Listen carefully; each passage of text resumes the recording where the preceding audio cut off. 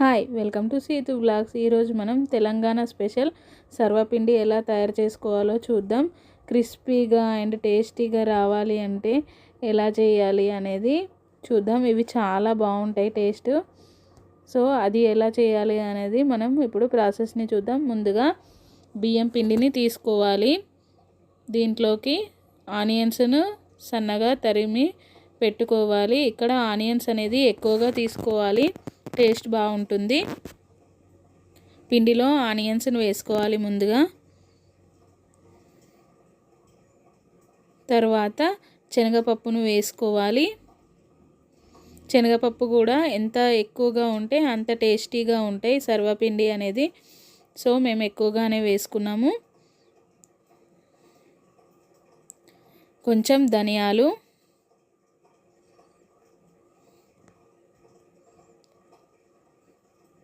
నువ్వులు వేసుకుంటున్నాం ఇక్కడ మేము.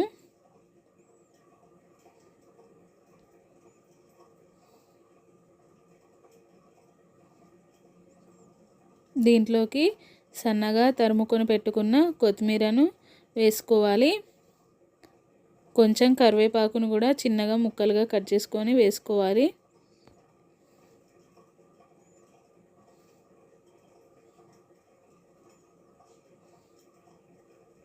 అల్లం వెల్లుల్లి పేస్ట్ కొంచెం,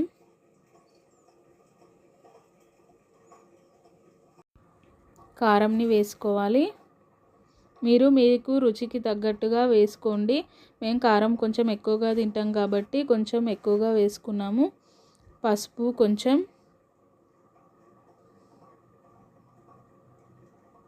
ధనియాల పౌడర్ కొంచెం,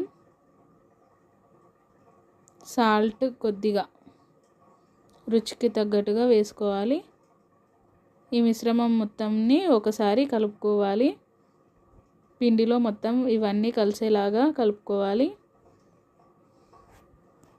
ఇలా కలుపుకున్న తర్వాత వాటర్ని కొంచెం కొంచెం యాడ్ చేసుకుంటూ ముద్దలా చేసుకోవాలి.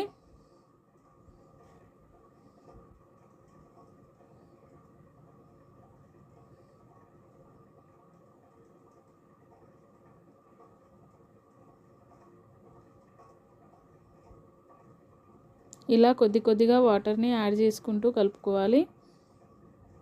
ఇలా ముద్దలాగా తయారవుతుంది.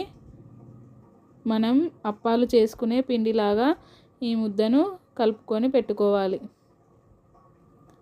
పిండి అనేది ఇలా ఉంటుంది. దీనిని ఇప్పుడు చూడండి ఎలా ఉందో. సేమ్ మనం అప్పాలు చేసుకునే పిండిలాగా వస్తుంది. ఈ పిండిని ఇప్పుడు మనం ఒక ప్యాన్ తీసుకొని దాంట్లో ఆయిల్ వేసుకొని ప్యాన్కి మొత్తం స్ప్రెడ్ చేసుకోవాలి. ఇలా స్ప్రెడ్ చేసుకున్న తర్వాత పిండిని ఒక ముద్ద తీసుకొని దానిని ప్యాన్లో ఒత్తుకోవాలి. ప్యాన్లో పెట్టి ఇలా ప్రెస్ చేసుకోవాలి. మొత్తం చపాతీలాగా చేత్తో ఇలా ఒత్తాలి.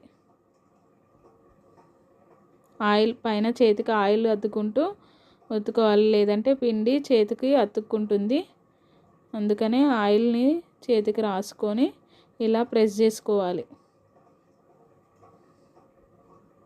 ఇలా చేసుకున్న తర్వాత ఈ దానికి మనం హోల్స్ని పెట్టుకోవాలి.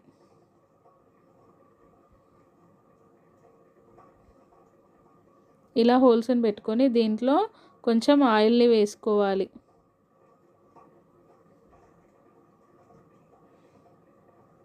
స్టవ్ను వెలిగించి ఈ ప్యాన్ని స్టవ్ పైన ఉంచాలి.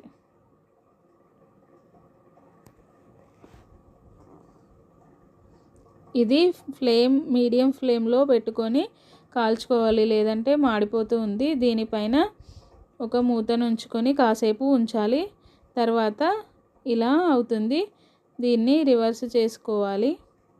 మళ్ళీ రెండు వైపులా కాల్చుకోవాలి. సర్వపిండి అనేది ఇంతే అండి. టేస్టీ సర్వపిండి రెడీ. ఇది నేను ఇంకొక బౌల్లో పెట్టాము. రెండు సైడ్లా కాలుస్తూ ఉన్నాము.